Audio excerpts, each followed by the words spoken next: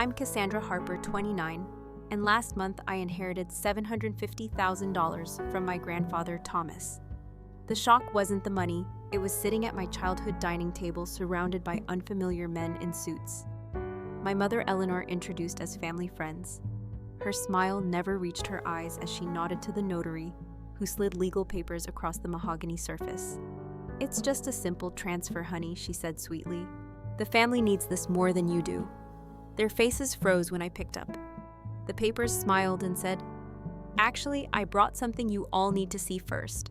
If you're watching from somewhere, your family respects boundaries. Drop it in the comments and subscribe to see how I turn this ambush around." Growing up in suburban Massachusetts, I learned early that my mother, Eleanor, had a complicated relationship with money. By complicated, I mean disastrous. She was like a sieve. Money flowed through her hands without leaving a trace behind, except for the shiny objects she'd acquire along the way. When I was 13, I witnessed something that would forever change how I viewed my family dynamics. I was supposed to be in bed, but I'd snuck downstairs for a glass of water when I heard my grandmother Margaret crying in the kitchen through the cracked door. I saw her hands trembling as she clutched a checkbook. "Eleanor said this is the 4th time this year," she said, her voice breaking. "Your father and I don't have endless resources. This was for our retirement." My mother simply waved her hand dismissively. "Mom, it's just temporary. The commission from the Lakewood property will cover everything next month." There was always a next month. Always another commission, always another reason why this time would be different. My grandmother wrote the check anyway. Her shoulders slumped in defeat. My mother worked as a real estate agent, which meant her income fluctuated wildly. The good months funded shopping sprees and spontaneous weekend getaways. The bad months meant past due notices and frantic calls to family members. Despite this instability, she insisted on living in an upscale neighborhood, driving luxury cars she could barely afford, and wearing designer clothes that often still had tags on them when the credit card bills came. My grandfather Thomas was different every Saturday morning from the time I was 10. He'd pick me up for breakfast at the local diner over pancakes and orange juice. He'd teach me about saving compound interest and the importance of living within your means. "The best things in life aren't things at all, Cassie," he'd say, using his special nickname for me. "Financial peace gives you freedom to choose your path." He never openly criticized my mother in front of me, but his disappointment was evident in the tight lines around his mouth whenever her name came up. Instead, he focused on teaching me to be different. "You're a smart girl with a good head on your shoulders," he'd tell me. "You can break the cycle by 16. I had my first job at the local grocery store. Grandfather helped me open a savings account, and I watched with pride as my balance slowly grew. When I graduated high school with honors and acceptance to a state university for graphic design. He was the one beaming in the audience, clapping until his hands were red. College was where the financial reality really hit. My mother had promised to help with tuition. "Don't worry about it, honey. We'll figure it out when the time comes," she said during campus tours. But when acceptance letters arrived, she had a new excuse. The market was down. She was between big sales. She had unexpected expenses. I ended up working 2 jobs, mornings at a coffee shop and evenings at the campus library, while maintaining a full course load. My grandfather helped where he could, but he was retired on a fixed income. I still accumulated nearly $60,000 in student loans by graduation. Despite my scholarships and work income during my senior year, my grandfather's health began to decline. Congestive heart failure. The doctor said I'd visit him at the hospital between classes, and work shifts, often finding him with financial magazines spread across his hospital tray. "I've been thinking about the future, Cassie," he said during one of these visits. His voice weaker, but his eyes still sharp about what I'll leave behind. "Grandpa, don't talk like that," I protested, arranging his pillows to help him sit up more comfortably. "No, it's important," he insisted. "I've made some arrangements. Your mother, she'll come after anything I leave you. She always believed my money was really hers, just on loan until she needed it." I tried to brush it off, uncomfortable with the conversation, but he gripped my hand with surprising strength. "Promise me you'll stand firm. What I leave you is for your future, not to fix her mistakes." I promised, never truly believing I'd need to honor it so soon or so dramatically after graduation. I landed an entry-level position at a marketing firm in Boston. The pay wasn't great, but it was stable. I rented a tiny studio apartment, lived frugally, and made regular payments on my student loans. My grandfather would call weekly to check on me, always asking about my savings plan. 3 months ago, he passed away peacefully in his sleep. The grief was overwhelming. I'd lost not just a grandfather, but a mentor, a champion, a steady presence in my chaotic family. The reading of the wall came as a shock to everyone, especially my mother.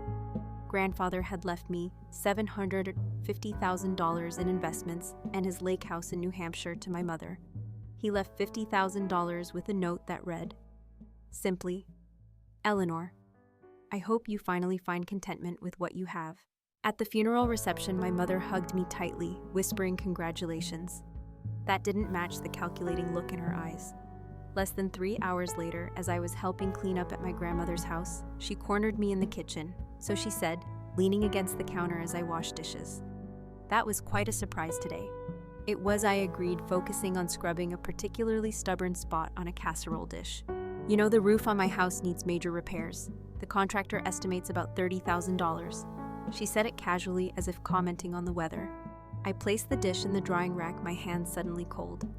Despite the hot water, I'm sorry to hear that. Well, obviously you can help with that now, she continued. Maybe we should sit down tomorrow and figure out how to transfer some funds. And so it began, exactly as grandfather had warned.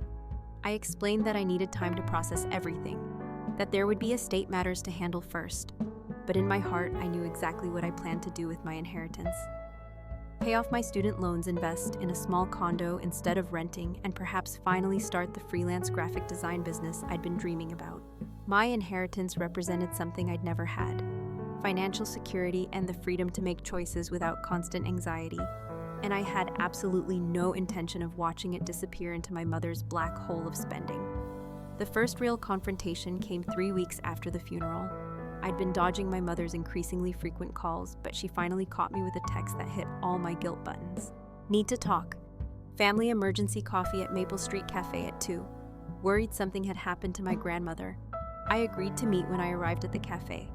Eleanor was already seated at a corner table, immaculately dressed in a new designer outfit I'd never seen before. No signs of distress, no hints of emergency. Cassie, honey. She kissed my cheek as I sat down.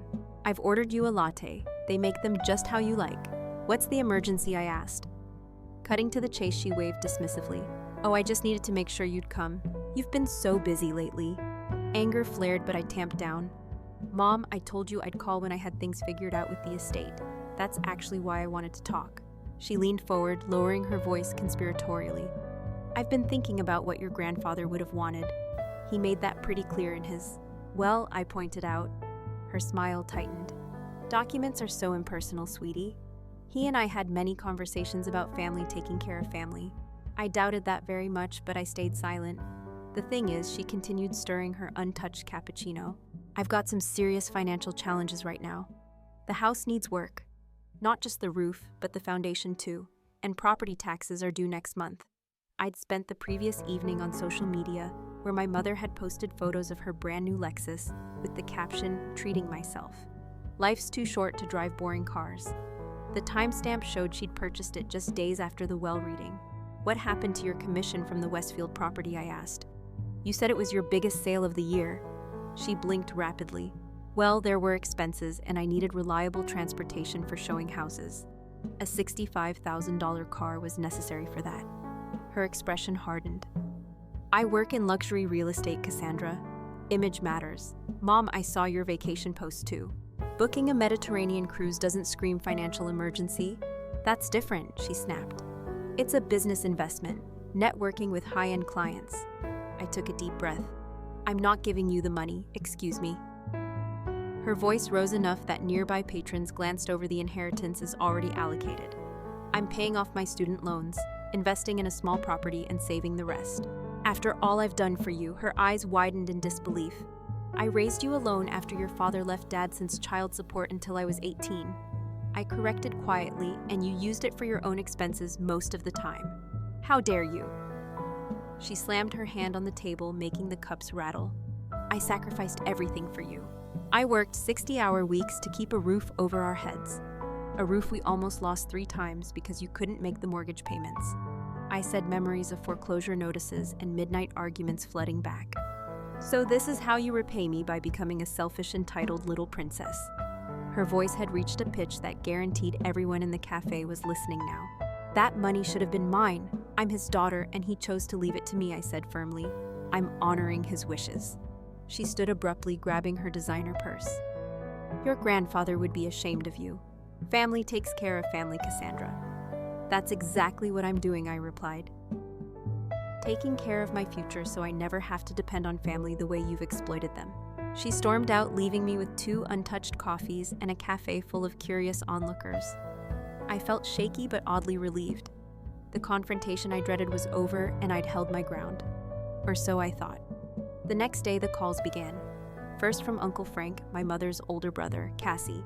"You need to reconsider this," he said, his normally jovial voice stern. "Your mother is really struggling. It's not right for you to have all that money while she's in need." When I explained about the new car and vacation, he paused. "Well, I'm sure there's an explanation. Look, just help her with the roof. At least 20 or 30,000 won't hurt your inheritance." Then came Patricia's texts, masterpieces of passive aggression. Families should support each other in difficult times. Some people seem to have forgotten that. And your grandfather would be heartbroken to see the family divided over money. My cousins Derek and Megan took sides. Derek suggesting I was being manipulated. Megan insisting I was selfish and cruel. My social media became a battleground of veiled comments and family members choosing sides. Most painfully, my grandmother Margaret left tearful voicemails. "Cassie, please talk to your mother. She's very upset. Whatever disagreement you're having, family is too important to throw away." No one seemed to understand that this wasn't about money. It was about boundaries, responsibility, and respecting my grandfather's explicit wishes. Alone in my apartment that weekend, I began to doubt myself. Was I being unreasonable? Should I help with just the roof repairs? Would a one-time gift appease my mother without enabling her worst habits? I called my best friend Natalie, the only person who had seen my family dynamics up close throughout our friendship. "Are you kidding me?" she exclaimed when I explained my doubts. "TAS, your mom is manipulating you again. Remember senior year when she borrowed your college fund for that emergency investment opportunity? You never saw a penny of that money. But the whole family is against me," I said, pacing my small living room because she's controlling the narrative. Natalie pointed out they only hear her version and trust me in her version. She's the victim and you're the villain. I thought about my grandfather's final advice to stand firm. He'd seen this coming. Had tried to prepare me for exactly this scenario. Just as I was finding my resolve again, a delivery arrived at my workplace. An elaborate flower arrangement with a card. "Darling, I'm sorry about our misunderstanding. I only want what's best for you. Let's talk family dinner this Saturday at the house. Love, Mom." Her voicemail that evening was conciliatory, almost humble. "Cassie, honey, I realize I came on too strong. I was emotional after losing Dad, and I handled things poorly. Can we start fresh? Just a quiet family dinner. Your grandmother will be there too. She misses you," against my better judgment. And Natalie's explicit warning that it felt like a trap. I agreed to attend. I even baked grandfather's special apple crumble to bring as a peace offering. Before heading to my childhood home that Saturday, I made a quick call to Jordan Allen, the attorney who was helping me navigate the estate process. "Just be careful," Jordan advised. "Don't sign anything no matter how small or insignificant it seems. And if you feel uncomfortable at any point, you have every right to leave. I promise to be cautious." Then grabbed the apple crumble and drove to what I hoped would be a reconciliation, but suspected might be another battlefield. As I pulled into the driveway of my childhood home, alarm bells immediately started ringing in my head. There were 5 unfamiliar cars parked along the street, in addition to my mother's new Lexus, Uncle Frank's Cadillac, and Aunt Patricia's SUV. This was clearly not going to be the intimate family dinner my mother had described. I sat in my car for a moment, considering whether to drive away before anyone noticed my arrival. But that would only delay whatever confrontation was brewing. Better to face it now on my terms than be caught off guard later. I grabbed the apple crumble and approached the front door before I could knock. It swung open to reveal my mother dressed formally in a black cocktail dress that seemed excessive for a family dinner. "Cassie, you're finally here," she exclaimed, embracing me with unusual enthusiasm. Her perfume was overwhelming and her smile seemed plastered on. Everyone's waiting in the dining room. The house smelled of pot roast, my favorite childhood meal, a detail that seemed calculated to lower my defenses. As I stepped into the dining room, my suspicions were confirmed. The large oak table was set with the good china we only used for holidays. And seated around it were not just family, but strangers in business attire. My grandmother Margaret sat at one end looking uncomfortable. Uncle Frank and Aunt Patricia flanked an empty chair obviously meant for me. 3 men in suits I'd never seen before occupied the other side of the table. "Cassandra, honey," my mother said with theatrical warmth. "You know the family, of course. And these are our friends Michael Bennett, Keith Williams, and Raymond Peterson." The men nodded in sequence as they were introduced. Michael, a silver-haired man with sharp eyes, stood to shake my hand. "Miss Harper, pleasure to meet you. I've heard so much about you." "Funny, I've heard nothing about you," I replied, setting down the apple crumble. An awkward pause followed before my mother laughed too brightly. Cassie always had a unique sense of humor. "Let's all sit down, shall we? Dinner is ready." As plates of food were passed around, the conversation remained superficially pleasant. Questions about my job, comments on the weather, compliments on how lovely I looked. It was also forced so artificial that I barely touched my pot roast, despite it being perfectly prepared. After dinner, as my mother brought coffee to the table, Uncle Frank cleared his throat and launched into what was clearly a rehearsed speech. "Cassie, we're all here tonight because we care about you and the future of this family." He began folding his hands on the table. "Recent events have put us in a difficult position, and we feel it's time for a frank discussion about responsibilities and expectations." My mother picked up seamlessly where he left off, darling, while Dad had every right to allocate his assets as he saw fit. "We're concerned about your inexperience in handling such a significant sum. I'm 29 years old with a college degree and a career," I pointed out. "I'm hardly a child." "Of course not," interjected Michael Bennett smoothly. "But estate management requires specialized knowledge. I've been the family's financial advisor for years, and I've seen how even sophisticated investors can make costly mistakes." That was the first lie. My grandfather had managed his own investments meticulously and had never mentioned a financial advisor named Michael Bennett. Raymond Peterson, the youngest of the 3 men, opened a leather portfolio. "We've prepared some documents that would protect both you and the family's interests." "What kind of documents?" I asked, my voice steady despite my racing heart. "Just a simple transfer of assets into a family trust," my mother explained casually. "You'd still benefit from the inheritance, but experienced hands would manage it appropriately." Keith Williams, who I now realized was a notary, based on the stamp visible in his briefcase, nodded encouragingly. "It's quite standard in situations like this." "And who would control this trust?" I asked, already knowing the answer. "Well, I would be the primary trustee," my mother said, with Frank as the secondary. "It's the most sensible arrangement." And Patricia reached across the table to squeeze my hand. "Cassie, we're family. All we want is what's best for everyone. Your grandfather wouldn't want his legacy to tear us apart." Uncle Frank nodded solemnly. "The stress of managing all this is clearly affecting you. You look exhausted, kid. Let us help carry this burden." One by one, they took turns applying pressure. Subtle guilt trips, appeals to family loyalty, reminders of all my mother had supposedly sacrificed for me. My grandmother mostly stayed quiet, occasionally dabbing at her eyes with a handkerchief. When someone mentioned my grandfather, finally, Raymond slid a thick document across the table. "If you'll just review and sign these papers, we can put this unfortunate tension behind us and move forward as a family." I glanced at the first page, immediately spotting phrases like "revocable transfer of assets" and "trustees' sole discretion regarding distributions." Further down, more alarming language caught my eye. "Grantor acknowledges potential lack of financial capacity and recognizes the need for supervision in financial matters." They weren't just trying to take control of my inheritance. They were attempting to establish that I was mentally unfit to manage my own affairs.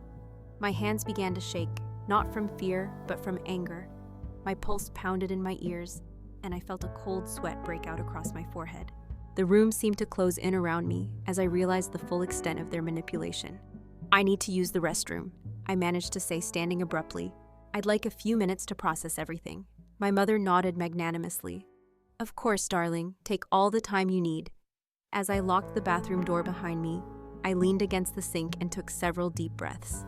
My grandfather's voice seemed to echo in my head. "They'll come after anything. I leave. You stand firm." I pulled out my phone and texted Jordan a quick summary of the situation. Her response was immediate and unequivocal. "Do not sign anything. Those clauses about lack of financial capacity could be used to challenge your confidence in court. They're setting you up." A second text followed as a one-party consent state for recording. It was Massachusetts law allowed recording conversations if one party, me, consented. With newfound clarity, I activated my phone's recording app, splashed some cold water on my face, and prepared to return to the dining room. This wasn't just about money anymore. It was about standing up to years of manipulation and establishing once and for all that I wouldn't be controlled. I returned to the table with a deliberate calmness, taking my seat and reaching for my water glass. I'd like some time to review these documents thoroughly before signing, I said, my voice steadier than I expected. Of course, Michael Bennett replied, though his smile tightened. Though everything is standard, we could walk you through any questions now. I took a sip of water and pretended to skim the documents again. Buying time, I noticed there's language here about my lack of financial capacity. Could you explain what that means exactly? A flicker of discomfort passed between my mother and the attorney. Just legal terminology, Bennett said dismissively. Nothing to be concerned about. And this section about the trustee having sole discretion over distributions. That would mean my mother decides if and when I receive any money from my own inheritance. Correct. Uncle Frank leaned forward. Cassie, you're getting caught up in legal jargon. The bottom line is this protects the family legacy.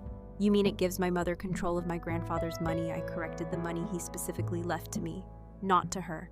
My mother's artificial smile was fading. Cassandra, you're being difficult. We're trying to help you. I set the document down and looked around the table, making eye contact with each family member.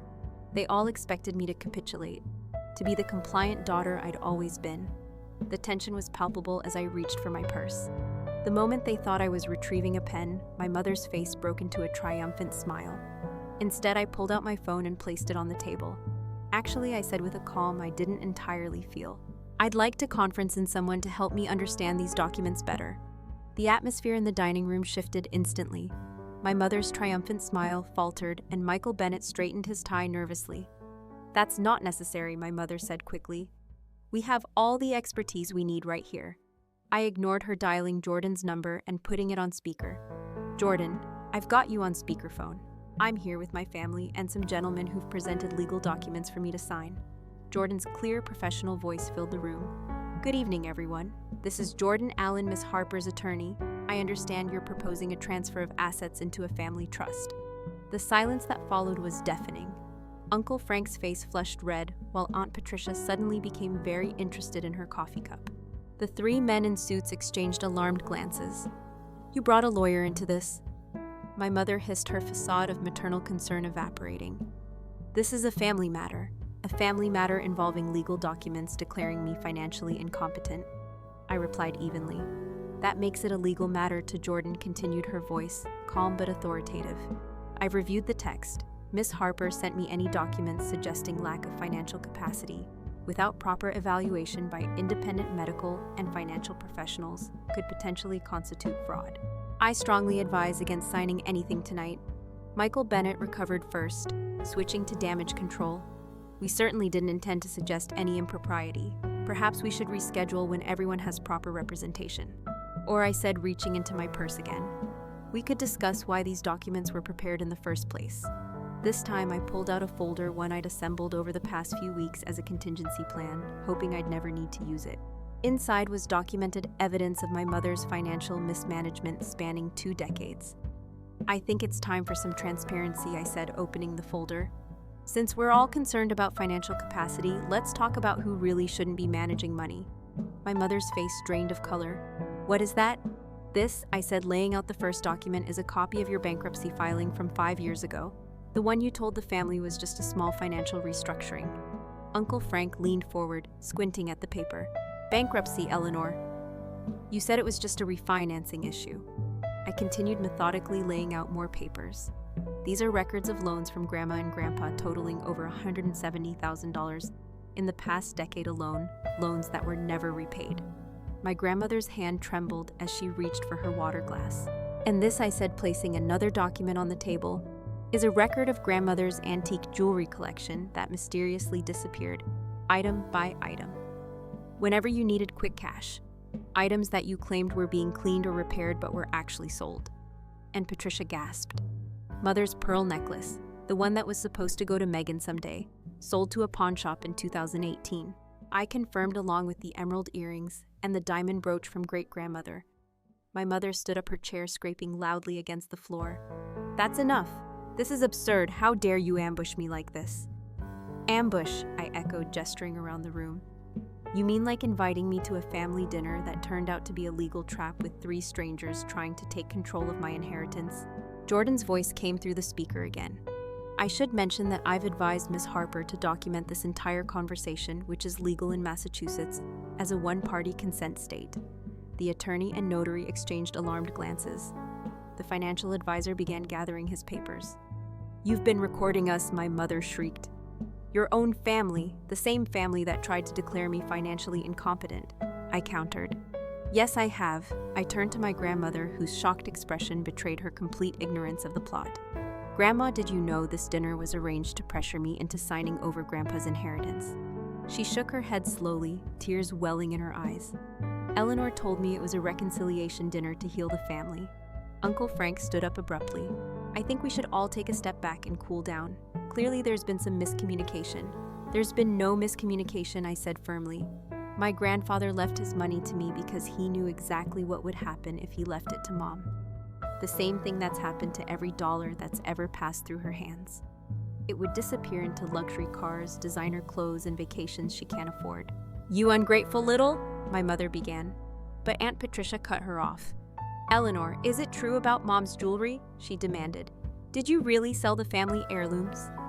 As the family's attention turned to my mother, the 3 professionals began a quiet retreat. Michael Bennett mumbled something about family matters to resolve as they gathered their papers and edged toward the door. "Don't forget your fraudulent documents," I called after them, pushing the papers across the table. "My attorney will be in touch about those lack of capacity clauses." With the outsiders gone, the family confrontation reached its boiling point. My mother, cornered and exposed, switched from denial to attack. "None of you understand the pressure I've been under," she shouted. "Do you have any idea what it costs to maintain our family's lifestyle? Dad was always stingy with me, always judging how I spent my money." "Your money?" I questioned. "Or the money you borrowed and never repaid?" "I deserved that inheritance," she cried, her carefully applied makeup beginning to run. "I'm his daughter, not you. It should have been mine." And there was the naked truth behind all the manipulation and schemes. Not concern for my financial capability. Not worry about family legacy. Simple entitlement and greed. "Mom," I said, my voice softer now, "Grandpa left you $50,000. A generous gift that most people would be grateful for. Instead, you've torn the family apart trying to take what isn't yours." Uncle Frank sank back into his chair, looking deflated. "Eleanor, did you really spend all that money already? The inheritance you received?" My mother's silence was answer enough. She stared at the table, refusing to meet anyone's eyes.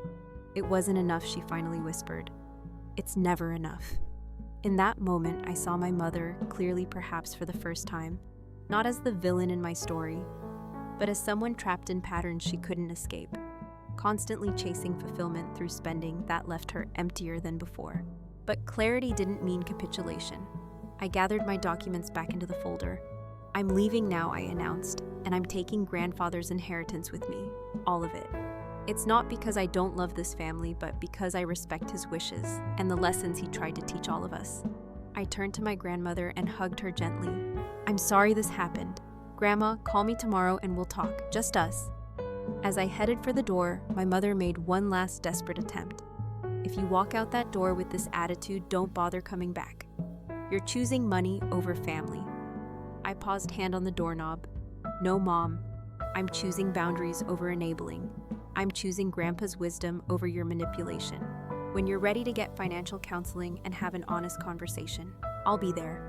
But not like this. Never again. Like this." And with that, I walked out, leaving behind the remnants of the ambush that had backfired so spectacularly. The drive home from my mother's house felt surreal. Streetlights blurred through my windshield as unexpected tears filled my eyes. Not tears of defeat, but of release. 29 years of trying to please an unbelievable parent, of walking on eggshells around financial discussions, of being made to feel selfish for having boundaries. All of it crystallized in that moment of walking away when I finally reached my apartment. I was physically and emotionally drained. I sat in my parked car for several minutes, gathering strength for whatever would come next. My phone had been buzzing continuously. Texts from Uncle Frank, voicemails from my mother, a message from Aunt Patricia. I ignored them all and called Jordan instead. "You did incredibly well," she assured me after I recounted the evening's events in detail. Standing your ground like that took real courage. It didn't feel like courage, I admit it. It felt like survival. "Sometimes they're the same thing," she replied. "Get some rest. Tomorrow we'll discuss next steps to ensure they can't try anything like this again." I barely slept that night. Every time I closed my eyes, I saw my mother's face transitioning from manipulative sweetness to naked rage.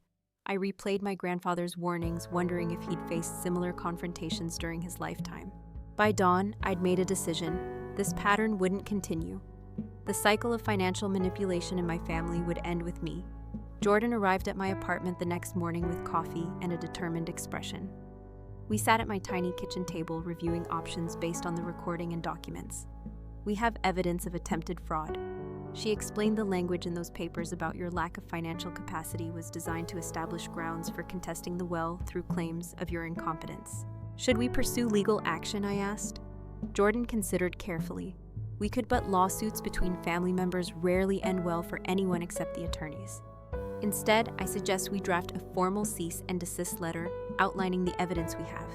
Make it clear that any further attempts to challenge your inheritance will result in legal action, and if they ignore it, then we involve the court system," she said firmly. "But let's try this first. Sometimes clear boundaries are enough to stop bad behavior." The cease and desist letter was delivered to my mother that afternoon by courier. I expected an immediate explosive response. Angry calls, threats, escalation. Instead, silence descended for 3 full days. The quiet was more unnerving than confrontation would have been. On the 4th day, Uncle Frank called.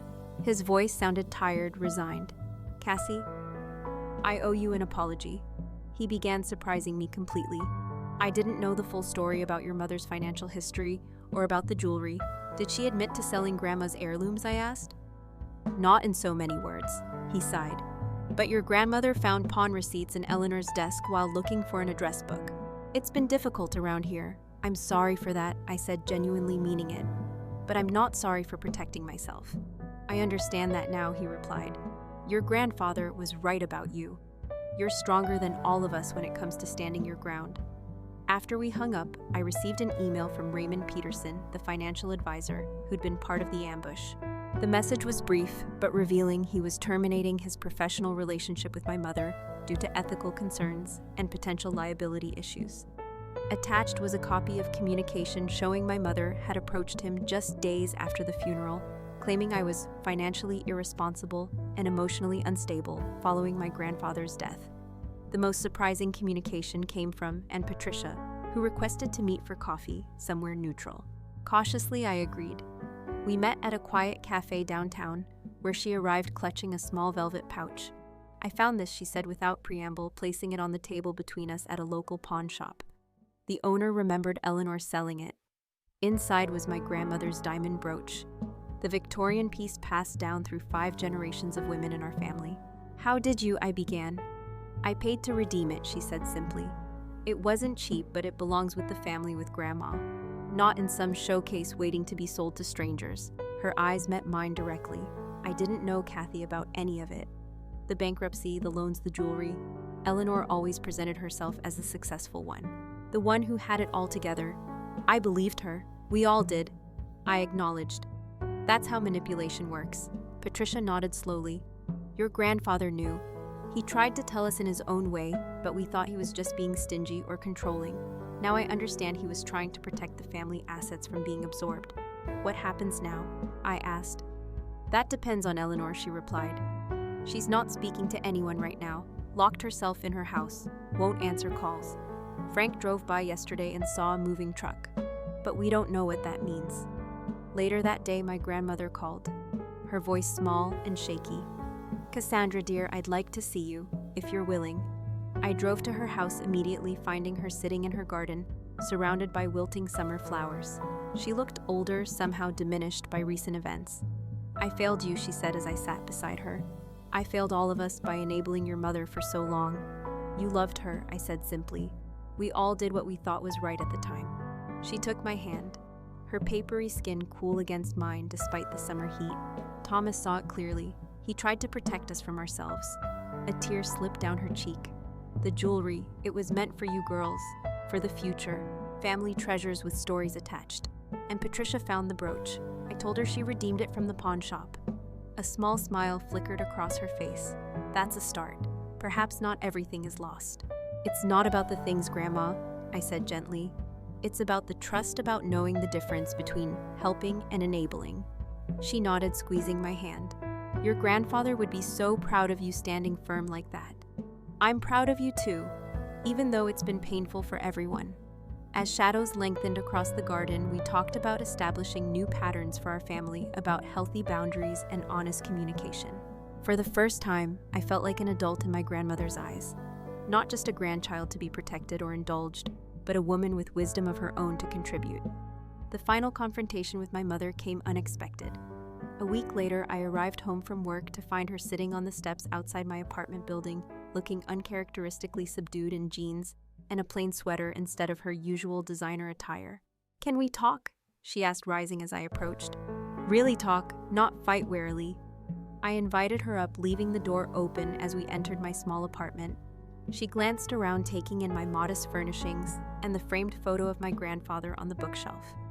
I've been evicted, she said without preamble. The house is being foreclosed. I wasn't entirely surprised, but the directness of her admission was unexpected. I'm sorry to hear that. No, you're not, she said, but without venom. And you shouldn't be. It's the consequence of my choices. She sat on the edge of my sofa, looking somehow smaller than I remembered. I sold the Lexus yesterday and canceled the cruise. Too little, too late, but a start. Where will you go? I asked. Patricia offered her guest room temporarily on condition that I see a financial counselor and a therapist. She laughed humorously. My little sister setting terms for me. I remained standing, maintaining physical and emotional distance. And are you going to do it? Do I have a choice? She asked, then shook her head. That's the wrong question, isn't it? I've always had choices. I've just made terrible ones. For a moment, I glimpsed something I'd rarely seen in my mother. Genuine self-awareness, without the veil of justification or blame. I'm not asking for money, she continued. I know that bridge is thoroughly burned. I needed to say I'm sorry for the ambush, for trying to take what Dad left for you, for everything I'd imagined this moment. A genuine apology from my mother countless times over the years. In my imagination, it had always been followed by immediate forgiveness, tearful reconciliation, a fresh start. The reality was more complicated. Her words seemed sincere. The decades of manipulation couldn't be erased by a single conversation. I appreciate you saying that, I said carefully, but trust takes time to rebuild. I can't just forget what happened. She nodded acceptance in her expression. I understand. I wouldn't either in your position. She stood to leave, then hesitated. The financial counselor Patricia found. She said something that stuck with me. She said money problems are rarely about money. They're about trying to fill emotional needs with material things. That makes sense. I acknowledged I've been trying to fill a hole inside me for so long I forgot what I was even missing in the first place. She glanced at the photo of my grandfather. He tried to tell me that I just couldn't hear it as she headed for the door. I found myself saying, Mom, the counseling. I think it's a good step, she paused. Hand on the doorknob, me too. Maybe someday we can have coffee again. Just coffee, no agenda. Maybe I agreed. One step at a time. After she left, I sat in my quiet apartment, processing what had just occurred. It wasn't the Hollywood ending where all was forgiven and forgotten. It was messy, tentative, and uncertain, but it was honest. Perhaps for the first time in our relationship. I called Jordan later that evening to update her on this unexpected development.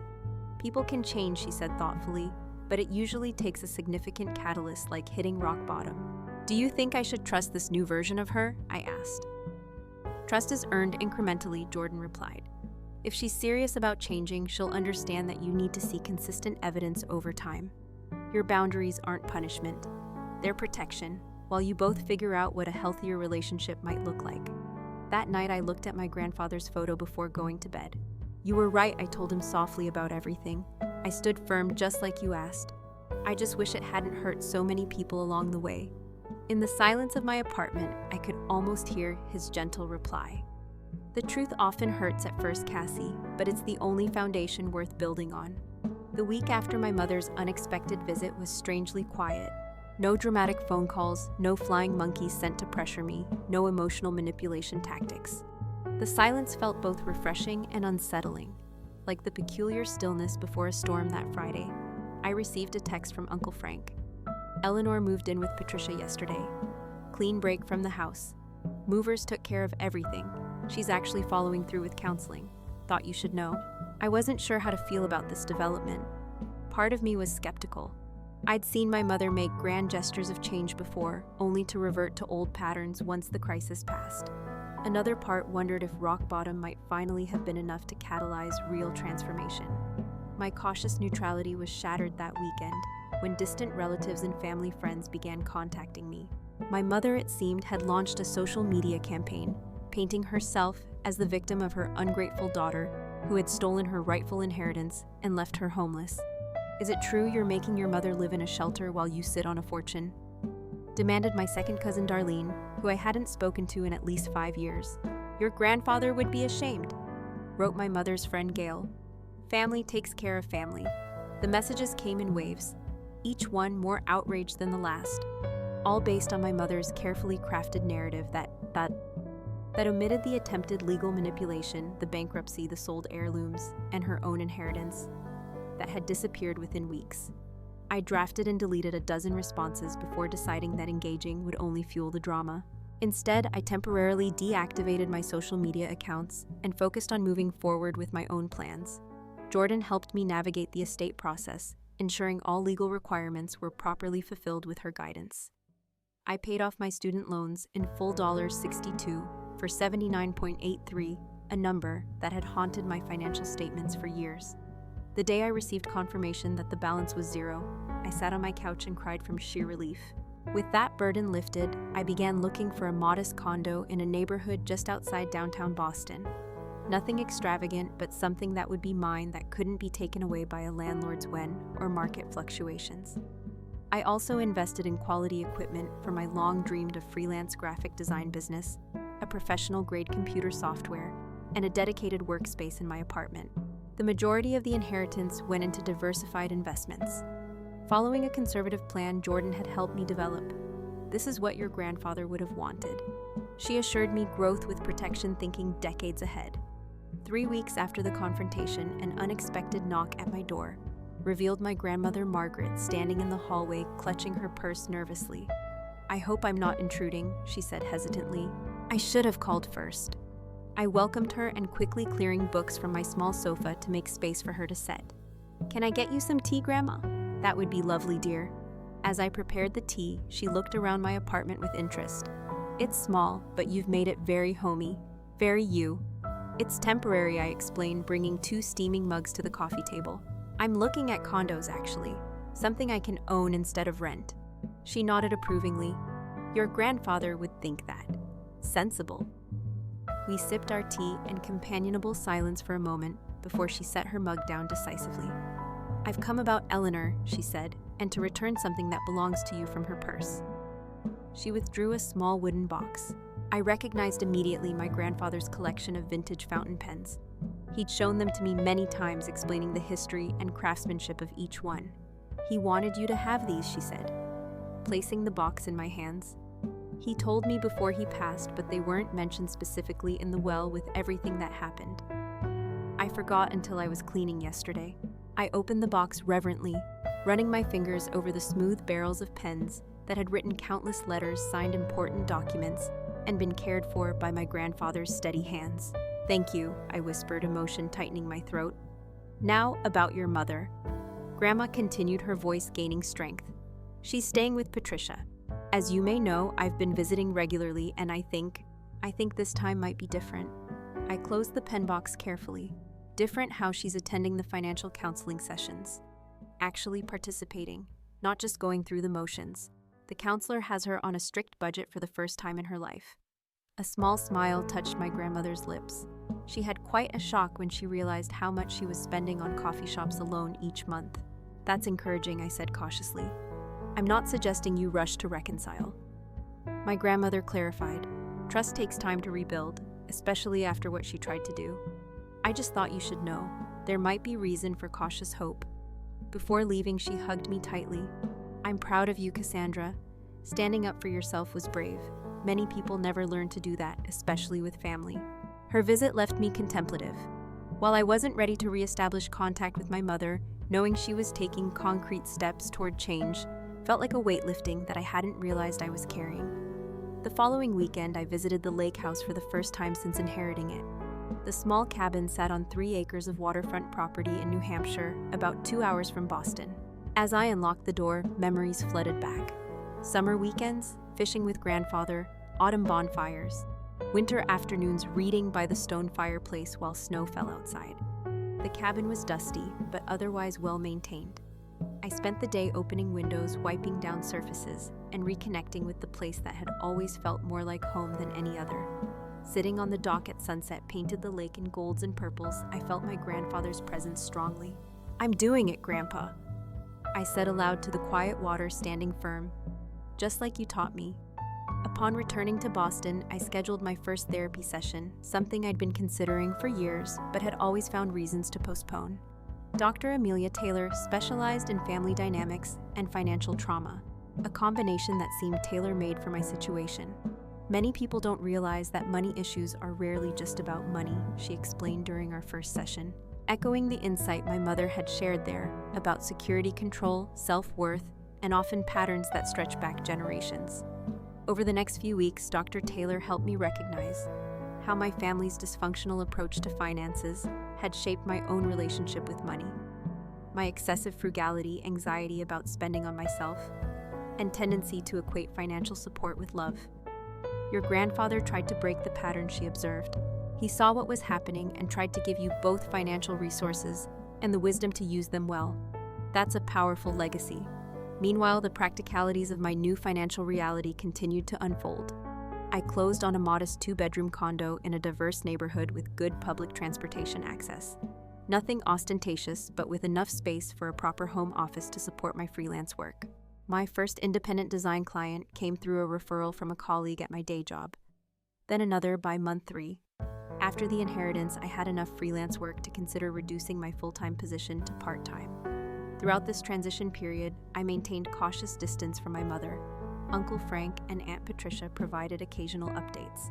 Eleanor selling most of her designer clothes on consignment sites, attending both financial and emotional counseling sessions. Taking a job as an office manager for a small real estate firm, rather than continuing as an agent with unpredictable commission income. 4 months after the confrontation, I received a handwritten letter from my mother, not an email or text that could be dashed off impulsively, but a carefully composed letter on simple stationery. "I'm not writing to ask for anything." It began just to say that I'm beginning to understand how my behavior affected you, not just recently, but throughout your life. The counseling is difficult. Facing decades of poor choices isn't easy, but it's necessary. I'm learning that my compulsive spending was trying to fill an emptiness that no amount of things could satisfy.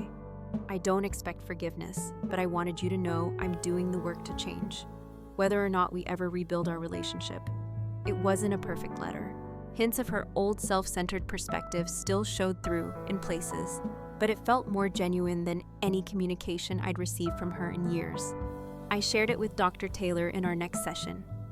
"What do you want to do with this?" she asked after reading it carefully. "I don't know," I admitted. Part of me wants to believe she's changing. Another part is waiting for the manipulation angle to reveal itself. "Both responses make sense given your history," she acknowledged. "There's no rush to decide. You can take time to observe her actions, which will tell you more than her words ever could." In the end, I sent a brief but cordial response, acknowledging her efforts without making promises about our future relationship. It was a small step, but an honest one. As autumn turned to winter, I found myself creating new traditions and connections. I invited Natalie and a few close friends to the lake house for Thanksgiving weekend. I joined a financial literacy group that met monthly to discuss responsible investing and charitable giving. I volunteered to teach a basic design workshop at a community center serving low-income teens. Slowly, I was building a life that honored my grandfather's legacy while creating my own path forward. A life defined by thoughtful choices rather than reactions to family chaos. 6 months after the inheritance that had changed everything, I realized something profound while walking along the Boston waterfront one crisp December morning. I was no longer consumed by anger or resentment toward my mother. The emotions hadn't disappeared, but they'd lost their power to dictate my thoughts and decisions. Whatever happened with Eleanor in the future, whether she maintained her new path or reverted to old patterns, I had broken free of the destructive cycle that had defined our family for generations. The inheritance hadn't just given me financial security, it had catalyzed a different kind of freedom altogether. That evening, I called my grandmother to invite her to the lake house for the weekend. "I'm restoring Grandpa's old fishing boat. I told her I thought you might like to see it. He would love that you're taking care of it," she said, her voice warm with approval. "And so do I." As I hung up, I glanced at my grandfather's photo on the bookshelf. "The money was just money, Grandpa," I said softly, but the lessons, those were the real inheritance. 6 months became a year. Winter thawed into spring. Spring blossomed into summer, and I found myself celebrating the 1-year anniversary of my inheritance. With a quiet dinner at the lake house, Grandmother Margaret joined me along with Natalie and Jordan, who had become friends as well as my attorney. Through this journey, my condo in Boston had become truly home-neutral colors, with splashes of vibrant art, comfortable furniture that welcomed rather than impressed, and a proper office setup that supported my now thriving freelance business. I transitioned to part-time at my marketing job 3 months prior, giving me the flexibility to pursue more meaningful design projects. A toast Natalie proposed, raising her glass as we sat on the deck overlooking the sunset-painted lake, to Cassandra, who took an inheritance and built a legacy to standing firm. Jordan added with a knowing smile to Thomas. My grandmother said softly, who saw clearer than any of us. I touched my glass to theirs, throat tight with emotion, to choices that break cycles. Later, after Natalie and Jordan had driven back to the city, I sat with my grandmother by the fire pit, sharing comfortable silence as stars appeared overhead. "I've been thinking about family legacies," I said finally, "not just money, but the patterns we pass down." She nodded, her face gentle in the firelight. "Some worth keeping, others worth leaving behind. I've decided to establish a scholarship." I told her the Thomas Harper Financial Literacy Scholarship for first-generation college students. Something small to start, maybe 2 students per year, but with room to grow. Tears glistened in her eyes. He would be honored by that. Truly honored. "The application will include an essay about healthy financial habits," I continued, "and recipients will participate in financial literacy workshops throughout their college years. Breaking cycles beyond just our family," she observed. "That's beautiful, Cassandra." Financial literacy had become something of a mission for me over the past year. Beyond establishing the scholarship, I'd begun teaching monthly workshops at the community center, helping young adults understand credit, budgeting, investing, and the emotional aspects of money management. We don't talk about money honestly in this culture. I'd tell my students we're taught it's impolite to discuss, which leaves people isolated with financial problems and prevents us from learning from each other's experiences. The workshops had become increasingly popular, with participants ranging from teenagers to retirees looking to better understand their finances. Teaching others reinforced my own learning and helped transform painful family experiences into valuable lessons for others. My relationship with my mother had evolved into something I never anticipated. Not close, but not estranged either. After 8 months of consistent counseling and demonstrated financial responsibility, Eleanor had moved into her own small apartment. She'd remained at the office manager job, embracing the stability of regular paychecks over the boom and bust cycle of real estate commissions. We met occasionally for coffee hour conversations, tentative, but increasingly authentic. She never asked for money again, and I began to appreciate the effort. This restraint required from someone who had spent decades viewing family as financial resources to be tapped.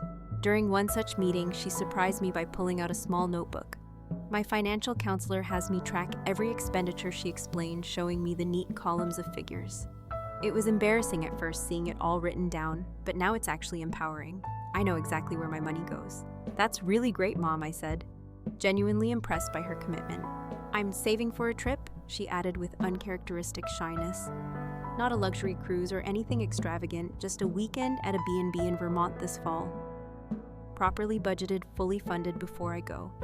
It was such a small thing by ordinary standards, but for Eleanor Harper, it represented a seismic shift in approach planning ahead. Living within means finding joy and simple pleasures rather than status symbols. My Uncle Frank and I had also found a new understanding after the initial confrontation. He'd apologized sincerely for his role in the ambush and had made efforts to rebuild trust through transparency and respect for my boundaries. Your grandfather tried to talk to me about Eleanor's financial issues for years. He admitted during a visit to the lake house. I dismissed him as being stingy or controlling. Now I see he was trying to protect all of us from the consequences of enabling her. Together, Frank and I had established a small trust for my grandmother Margaret, ensuring her needs would be met regardless of any future family dynamics. It was the kind of practical, forward-thinking arrangement my grandfather would have approved, and Patricia had emerged as an unexpected ally throughout the year. After redeeming the family brooch from the pawn shop, she'd worked tirelessly to recover other family heirlooms that had been sold off. It's not about the monetary value, she explained as she presented my grandmother with her long-lost sapphire ring, found in an estate sale 2 counties away. It's about preserving the stories attached to these pieces, the family history they represent. The lake house itself had undergone a gentle restoration under my care. Not modernization or expansion, but a respectful refreshing of what already existed. New paint in the original colors, careful repairs to the stone fireplace, restoration of my grandfather's old wooden boat. I'd maintained his workshop exactly as he left it. Tools hanging in their designated spots, the scent of wood and varnish preserved like a time capsule. During one weekend of repairs, I discovered a hidden compartment in his desk, containing a journal addressed to me for Cassie. When the time is right, read the envelope. Inside, I found not only financial advice, but his reflections on our family patterns, his regrets about enabling Eleanor for too long, and his hopes for how I might forge a different path. Money itself is neutral, he'd written in his precise handwriting. It's neither good nor evil. It simply amplifies what's already there. Generosity becomes more generous. Addiction becomes more destructive. Wisdom becomes more impactful. I'm leaving you this inheritance, not because you need money to be complete, but because I trust you to use it as a tool for building a meaningful life, rather than as a substitute for one. Those words had become something of a personal manifesto guiding my decisions about spending, saving, investing, and giving. I'd had them framed hanging unobtrusively in my home office as a daily reminder. The inheritance had allowed me to establish the financial security my grandfather had always wanted for me. But the greater gift had been the catalyst for healing both personal and familial. I'd learned that sometimes standing firm was an act of love, not just for myself, but for others caught in destructive patterns. Through therapy, I'd begun to understand that my mother's compulsive spending wasn't simply selfishness, but a misguided attempt to fill emotional voids with material possessions. This didn't excuse her manipulation or entitlement, but it helped me view her with compassion rather than resentment. Dr. Taylor had helped me recognize that while forgiveness was valuable, it didn't necessarily mean forgetting or removing healthy boundaries. Forgiveness is something you do for yourself, she explained. It's releasing the power that anger has over you. Boundaries are something you maintain for yourself. They're the lessons you take from experience. As the 1-year mark of the inheritance passed, I found myself in a place of unexpected peace. The monthly family dinners we'd established, sometimes at my condo, sometimes at the lake house, had become opportunities for new traditions and gradual healing. During one such dinner, my mother had arrived with a small gift box. "It's not your birthday," she said awkwardly, "but I saw this and thought of you." Inside was a simple silver bookmark, engraved with the words, "The best inheritance a parent can give their children is a few minutes of their time, each day." It reminded me of what Dad tried to give you. She said quietly, "What I should have given you more of." It wasn't a dramatic Hollywood reconciliation moment. We didn't fall into each other's arms sobbing or declare all past hurts healed, but it was honest. And in that honesty lay the possibility of a healthier relationship moving forward. The greatest lesson of the past year had been learning to distinguish between family as a concept and family as individuals. I discovered that honoring family didn't mean enabling destructive patterns or sacrificing my own well-being on the altar of familial obligation. Rather, it meant holding space for growth while maintaining healthy boundaries. My grandfather's inheritance had given me financial security, yes, but the true gift had been the permission to break cycles, to establish boundaries, to define family on my own terms. The money itself was finite. These lessons would serve me and perhaps future generations indefinitely. As I sat on the dock that evening after my guests had gone, watching moonlight shimmer across the lake's surface, I felt a profound sense of gratitude. not just for the inheritance that had changed my material circumstances, but for the greater inheritance of wisdom, courage, and self-respect that my grandfather had cultivated in me over years of Saturday morning pancakes and fishing lessons. I kept my promise, Grandpa.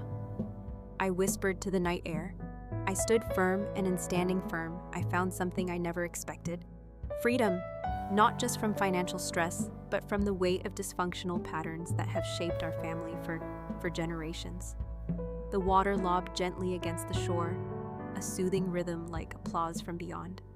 Whatever challenges the future held, I would face them not from a place of reaction or fear, but from a foundation of thoughtful choice and hard-won wisdom that I realized was the inheritance that mattered most.